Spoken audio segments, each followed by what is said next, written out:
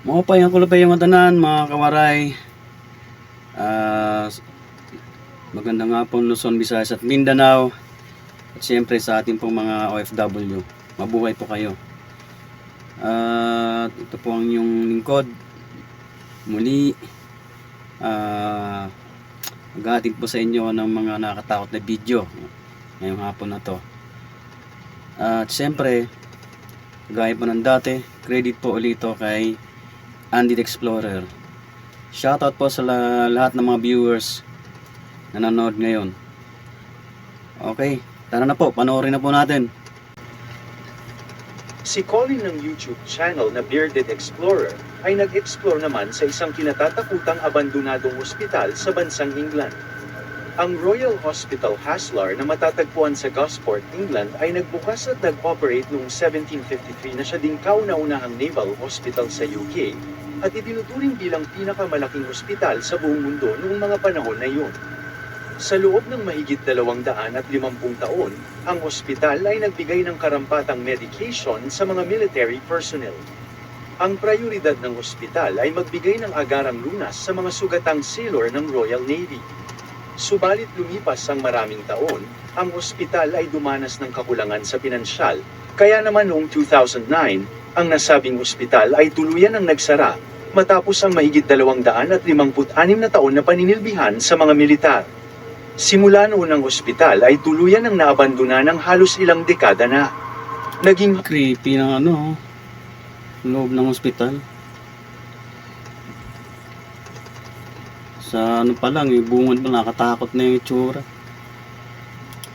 pat din ito sa mga nagsasagawa ng mga investigasyon dahil sa paranormal activity na nagaganap sa loob ng gusali.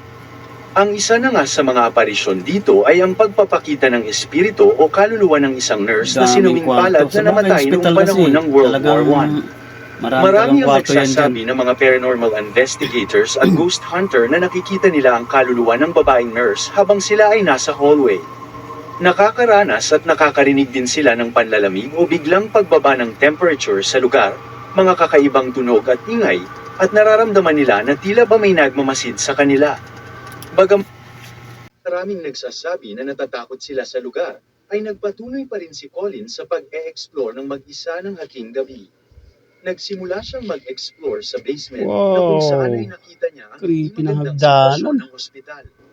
Nakita niya ang nabubulok na walls at ceiling, marami din ang red stain sa flooring. Marami din siyang nakitang mga medical equipment na naiwan kung paanong naiwan ito ng huling mga araw ng operasyon ng ospital. Makalipas lamang ang ilang minuto ng kanyang paggalugad sa bawat parte ng building, mula sa isang room ay nakita niya kung paanong kusang sumara ng kusa ang isang pintuan. Panoorin ninyong mabuti. And behind me, that's from the docks, where they used to bring the injured sailors. Ang dilim masyado ng hallway nila. Ang dumi na pati nagkalat yung mga basag na Saan yan? Yung semento ba yan? Nagbagsakan na. Galing sa yan? Pag hindi dyan sa poste, sa mga ceiling yan. Sa flooring. On here, if they could be treated, they would be taken into the wards, and if they couldn't, go straight down to the church. And there is a mass grave out there, 10,000 people buried. Absolutely mind-blowing. I can't express to you how creepy this place is walking around on your own. I can't help but feel that there's somebody walking right behind me. It's really, really creepy. But what we're going to do, we're going to walk through this area, and we're going to have a look in there first, and then we're going to go upstairs and check out all the MRI scanners. Okay, that was weird. That door has just closed. But there is absolutely no wind in here whatsoever. What the hell was that? Okay, that was really, really creepy. I've only been here literally 5 minutes and that's happened. I'm going to get out of this because that was actually really scary. I don't know what that was. Matapos ang kusang paggalaw ng pintuan, ay agad siyang nakaramdam ng takot at kaba lalo na at wala namang ibang tao sa loob ng building. Wala rin hangin na posibleng magpagalaw sa pintuan. Mula naman sa isang room, Nakita niyang gumalaw ng kusa ang kurtina subalit nakasara naman ang bintana kaya walang hangin na posibleng pumasok ng mga oras na yun. Hindi na lamang pinansin ni Colin ang kababalaghang yun, sa halip ay nagpatuloy pa rin siya sa pag-e-explore. Nang makarating naman siya sa basement, ay nagsimula na siyang makarinig ng mga nakakakilabot na mga ingay. Parts of Hasler. Like I said before, there was a very sad story to a nurse who actually committed right here. Her name's Mary. After the death of a child that she was caring for, and she Taas eh, may kataasan din yung hospital. Ilang palapag kaya yan? from the top and sadly passed away here. Very, very sad story. Now, there are a lot of sad stories of this place. Okay, so we are now at the bottom of the spiral staircase. I love looking at this. It's so cool. We're now going into the basement. Let's go down this way.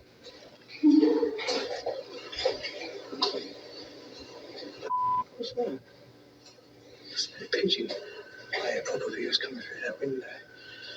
I don't like being in here though, I must admit. I don't think we'll bother going up there today.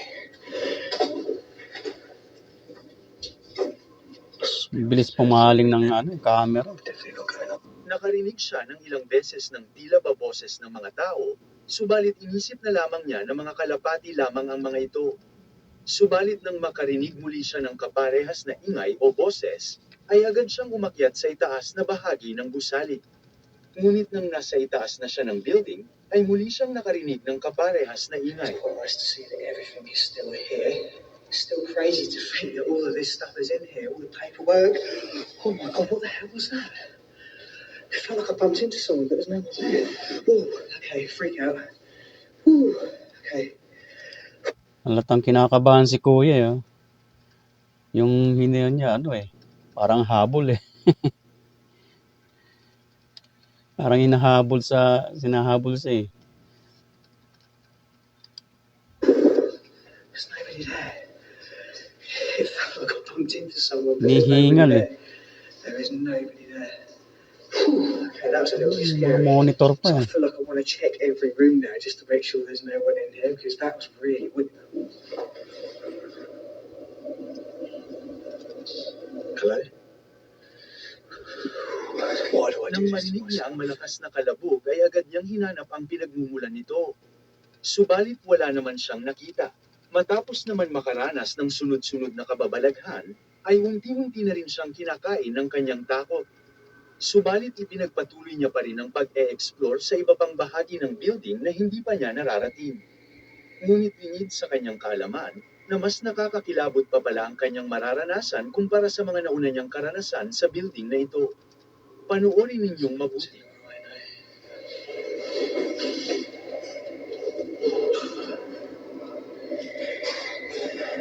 That sounded like footsteps. But that, what I'm doing now, that's exactly what I just heard. Right, I'm getting out of this bit. That was really, really horrible. Now I think the operating theatre is this one right here. Is it that one? Yes. What the fuck was that? That was weird. That was really, really, really weird. Oh, God. I can't tell you how scared I'm at the moment. Oh, God, I've just got to laugh about it. Hinanap niya ang pinagmumulan ng mga footstep na kanyang naririnig. Subalit wala naman siyang nakita. Nang walang makita, ay nagpunta naman siya sa opposite na direction kung saan niya narinig ang mga footsteps. Subalit may mangyayari na magpapabago sa takbo ng kanyang isinasagawang pag-iimbestiga. Pagmasdan ninyong Oh, mabuti. this is so scary, honestly, guys. If you've never tried this before, the adrenaline rush you get from it is phenomenal. It really is. But at the same time, it is very, very scary. My heart is racing 10 to the dozen at the moment. But I think this is the way out here. Right, I don't know if you heard that then, but that fucking sounded like... Hello?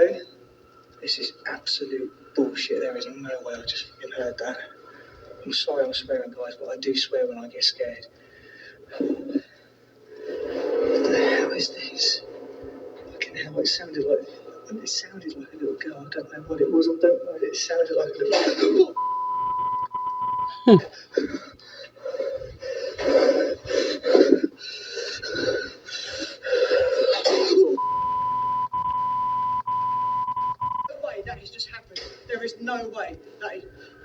Gumalaw yung pintuan. Oh my god. Oh my god. Oh my god. What the hell? What the hell? Right, you've just seen that. Pansin niyo po yun, gumalaw yung Touch that. There pintuan is eh. nobody else here. What Yan pa yung pintuan eh, ang was gumalaw. that? How the hell did that happen? Okay, that was really, really scary. I didn't like that. Right, I really want to get Matapos marinig ang malakas na kalabog ng pintuan, ay agad siyang lumabas. Subalit bigla na lamang kusang bumukas ang pintuan sa kanyang harapan mismo. Nang tinignan niya ang paligid ng pintuan, ay wala naman siyang nakita na posibleng pagmula ng kusa nitong pagbukas. Dala naman ng kanyang gulat at takot ay nagmadali siyang umalis sa lugar. Subalit nang umaalis na siya ng lugar, ay bigla na lamang may nangyari na nagpatakbo sa kanya ng matulin papalabas ng I think building. that's a dead end up. Is that a dead end? No, that's a dead end up there. We go. Kabado na si kuya eh. Ano na yun, yung kaba niya, dinadaan niya lang sa pagsasalita eh.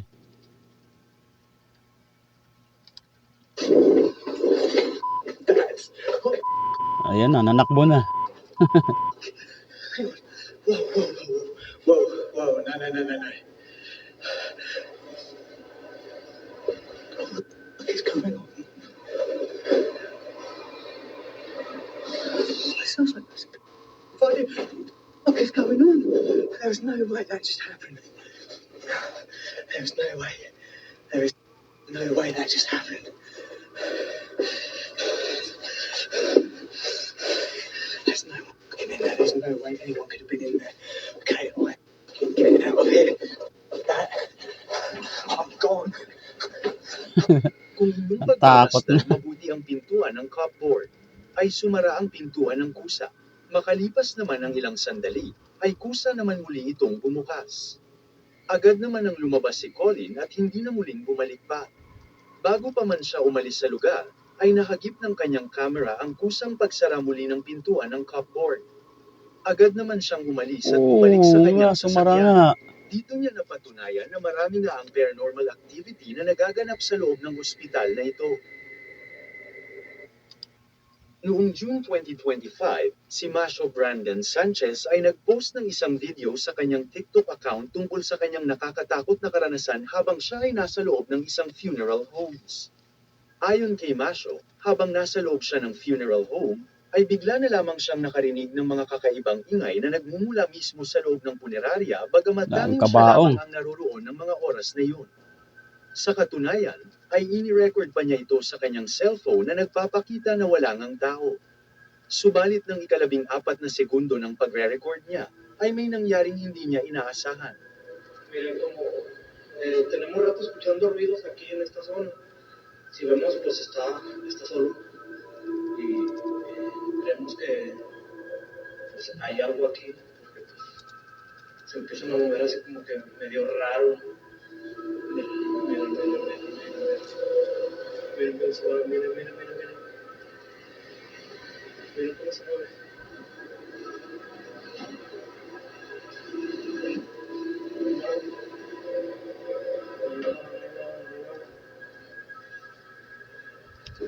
Compañero, pero pues si vamos estamos. Parang may nakasilip dun. Oh, may tao.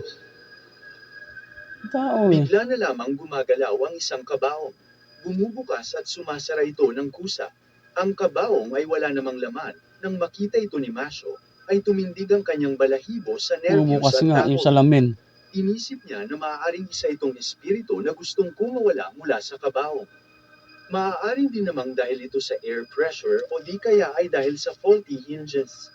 Subalit sa Maangat-angat eh. pangalawang video clips na in-upload ni Masho na nakuhanan din sa mismong punerarya din ito, ay mas marami pa siyang nakakatakot na narinig kumpara noong una. Panoorin ninyong mabuti.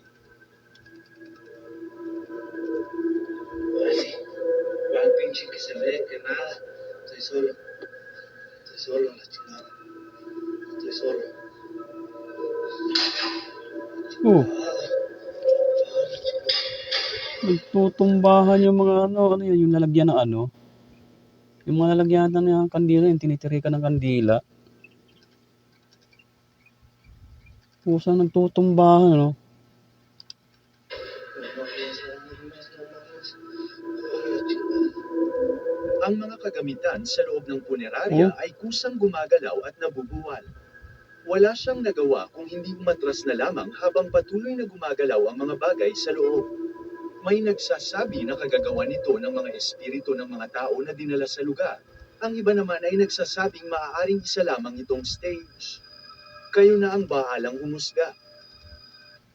Noong September 4, 2015, isang grupo ng mga paranormal investigator ang nagpasyang pasukin ng isang lumang abandonadong mansyon, isang lugar na may nakakakilabot na alamat tungkol sa isang demonic gene na ayon sa mga taga roon, ay nanguhuli ng mga bata sa pinasok nila ito upang maghanap ng katibayan na lang malaman kung totoo nga ba ang alamat o isa lamang itong kathang-isip lamang. Ngunit hindi nila alam, malapit na nilang maranasan mismo ang patunay na ang alamat na iyon ay maaaring hindi lang basta kwento. At eto ang sumunod na nangyari sa kanila. Panoorin ninyong mabuti. Bismillahirrahmanirrahim. Oh, bukas sara yung ano, pintuan. Bismillahirrahmanirrahim. Bismillahirrahmanirrahim. Oh, grabe.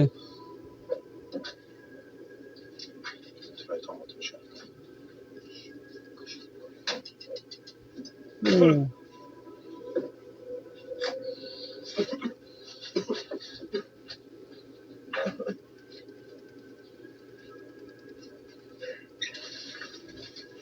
Butas pa, oh. Yes, basement.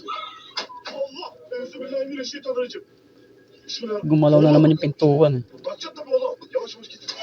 Allah. Oh, bumukas na naman, no? Destur Bismillahirrahmanirrahim. Bumukas yung pintuan. Tapos nagsara uli. Takot si kuya. Umatras. Palabas na sana si kuya, eh. Grabe yung paramdam dyan, ah.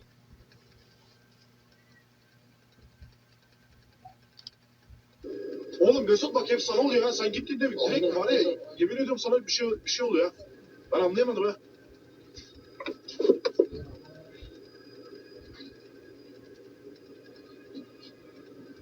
Ne yapıyorsun oğlum?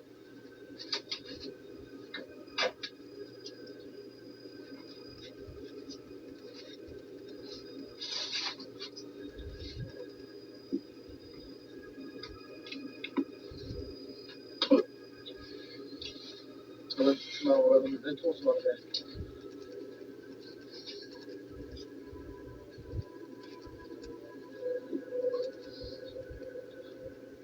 Her yerden ses geliyor. Her yerden.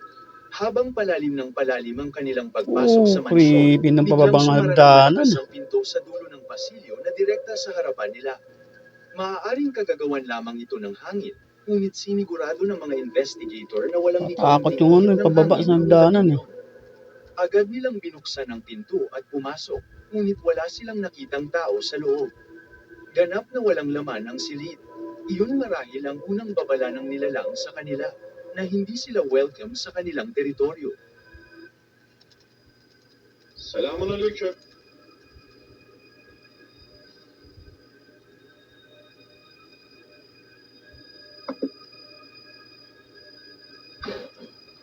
Bismillahirrahmanirrahim. Bismillahirrahmanirrahim. Ne oldu lan? Beşik mi lan? Oğlum bu beşik burada mıydı? Vallahi bilmiyorum.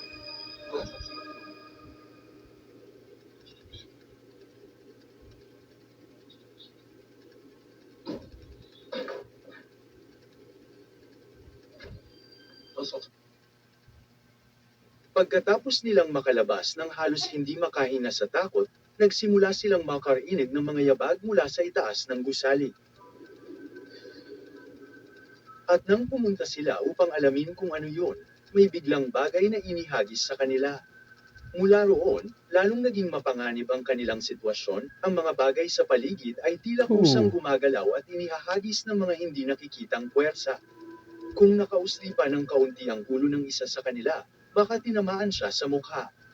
Malinaw na kung anumang nilalang ang nagkukupli sa dilim, ay gusto nitong mapag-isa. Ngunit nagpatuloy pa rin ang mga investigador sa panghihimasok sa teritoryo nito. Hindi nagtagal, nagpasya silang pumasok pa sa pinakaloob at pinakamadilim na bahagi ng mansyon. Ngunit bago pa man sila makalabas doon, isang panibagong babala ang kanilang natanggap, at sa pagkakataong ito, imposible nilang baliwalain na lamang. Panoorin ninyong mabuti. Oh, may bumagsak. Grabe, muntik na dun yung isa. Muntik na si kuya. Grabe oh. Kung usok-usok pa siya dito ng ng konti. Bandang kaliwa, patay. Tatamaan talaga siya. Malamang sa ulo tatamaan yun. Bismillahirrahmanirrahim. Bismillahirrahmanirrahim.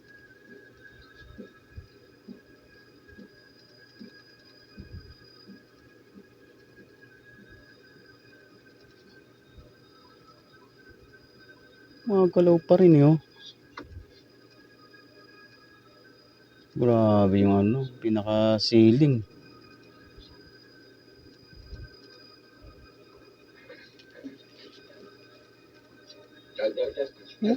Ayun yung kanina, yung daanan, yung pababa eh. Katakot eh oh. Ang bagay na bigla na lamang bumagsak mula sa kisame ay isang duyan. At ang mas nakakakilabot pa dito, hindi yun ang unang beses na nakita nila ito sa kanilang investigasyon. Sa simula pa lamang, nakita na nila ang eksaktong duyan na yun, tila misteryosong may nagtapon sa kabilang silid. Ngunit nang balikan nila ito upang muling tingnan, wala na ito doon.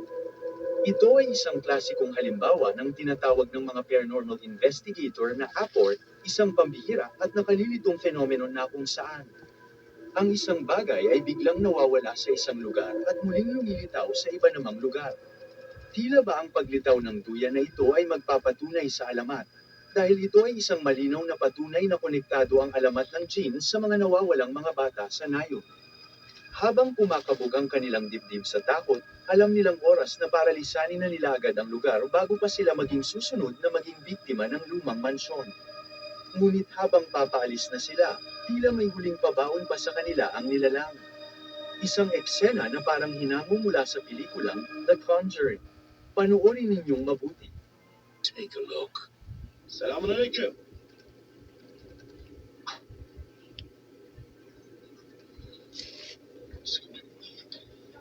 Otuz yapıyorsunuz şu. Hala birisi geliyor. Selamünaleyküm.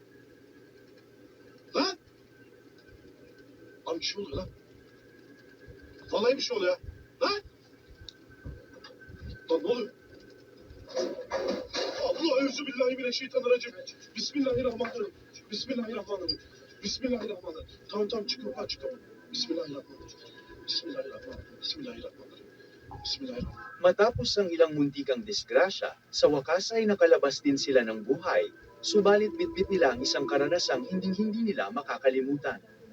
Ngayon, kayo naman ang humusga. Ito ba ay totoong poltergeist activity o isang grupo lamang sila ng mga lalaking may sobra-sobrang oras para matakot sa sarili nilang imahinasyon? Ilagay lamang ang inyong opinyon sa comment section sa ibaba.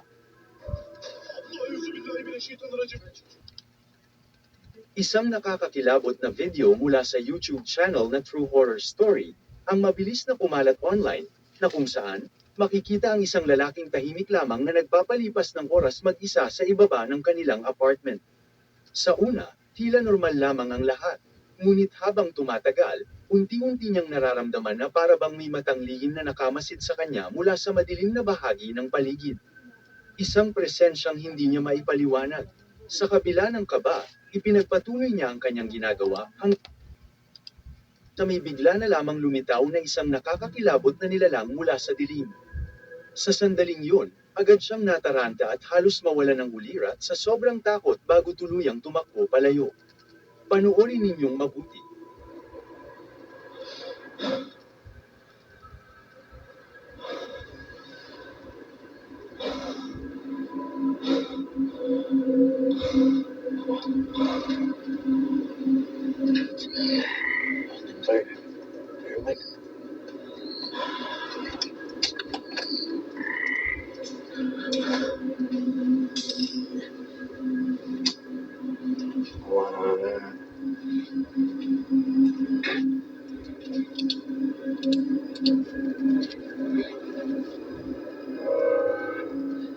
Uy, may paa.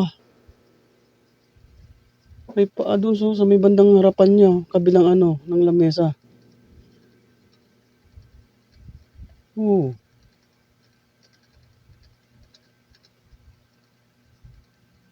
Grabe, may paa doon sa harapan ng lamesa, sa kabilang parte ng lamesa. Parang nasa harapan niya lang yan.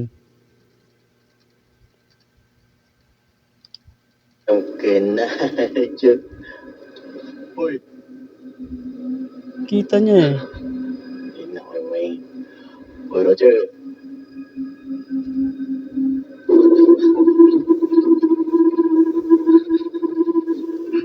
Oh! Kagulat naman yan, no? Katakot ang itsura.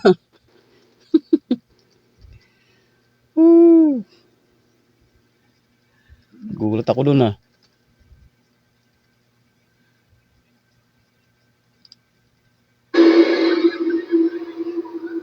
Tulad ng makikita sa video, kapansin-pansing nagsimula siyang magpanik matapos niyang masilayan ang misteryosong nilalang na yun sa dilim. Ngunit pilit niyang kinumbinsi ang sarili na baka isa lamang itong imahinasyon o epekto ng pagkapagod at takot. Kaya dali-dali niyang sinubukang umalis sa lugar upang takasan ang kakaibang pakiramdam na bumabalot sa kanya. Ngunit ilang sandali pa lamang ang lumipas, muling nagpakita ang nakakatakot na nilalang, mas malinaw, mas malapit, at tila nakatingin mismo sa Takot kanya. ang itsura. Dahil dito, tuluyan na siyang nagpanik at nagtatakbong palayo habang nanginginig sa matinding takot. Panuorin ninyo ang kabuuang video.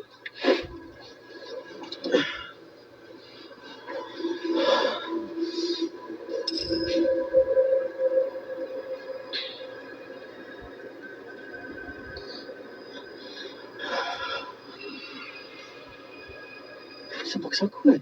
Ako nag-type nun.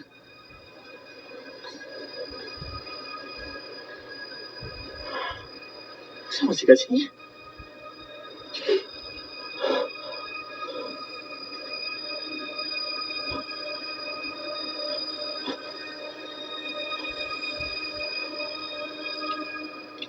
Oh, may dugo pumapatak oh.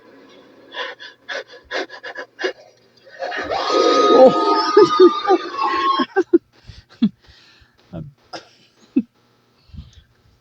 Katakot ng itsura.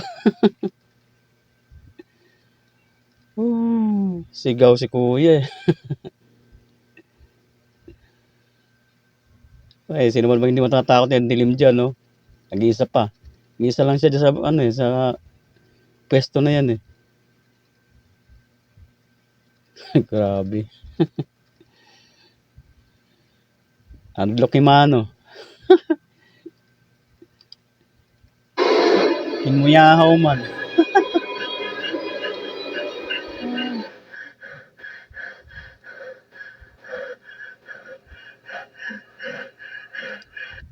Kaya pwede ka man dito igbaw ngayon nga ka man naubos nag ano pwesto. Hindi dahil manang pinasaway.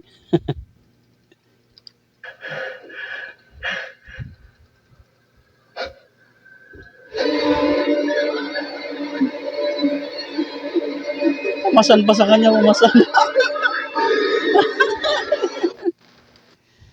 Ay, bida.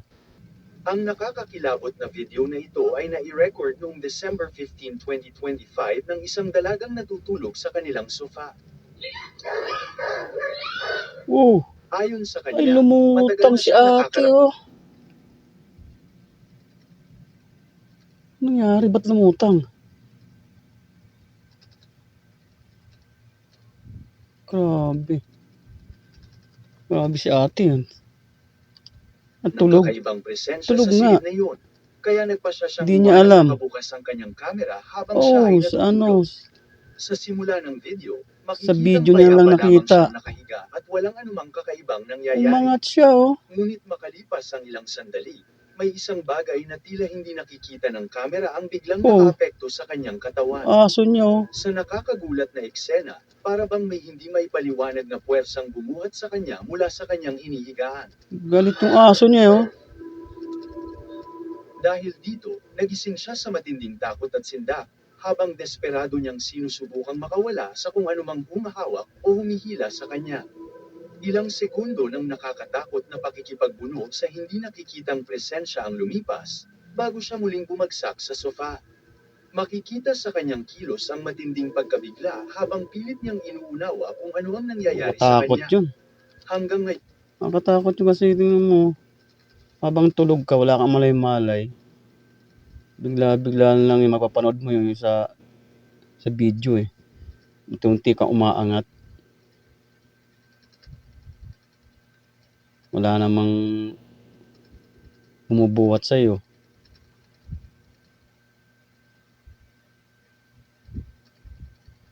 Ay mana, ano na pagkaturog.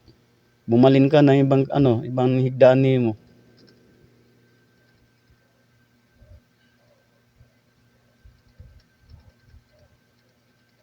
Meron diyang kakaiba. walang malinaw na paliwanag sa insidenteng ito. Lumipat Isa ka ba'y na lang ate. pambihirang paranormal na pangyayari? Lipat ka ng O may higaan. iba pang dahilan sa likod ng misteryosong eksenang nakuhanan ng kamera? Ano man ang katotohanan, ang footage na ito ay isa sa mga kuhang tiyak na mag-iiwan ng kilabot sa sinumang makakapanood. Okay, natapos na yung mga nakatakot na video na pinapanood natin. At maraming salamat sa inyo na mga nanonood sa patuloy na pagtangkilik sa aking mga ina-upload na video dito sa aking munting channel. Maraming salamat po sa inyo. Sana lang po ay hindi nyo po makalimutang mag-iwan ng likes pagkatapos nyo panoorin yung video. Medyo naglo-loading tayo. Nakaramdam din tayo ng takot kahit paano. At salamat doon sa mga nag-subscribe na dito sa aking channel. At doon sa mga magsasubscribe pa lang, maraming din po salamat sa inyo. At kita-kits po tayo sa mga i-upload ko pang mga video dito sa aking channel. At shoutout po sa inyong lahat ng mga nanonood.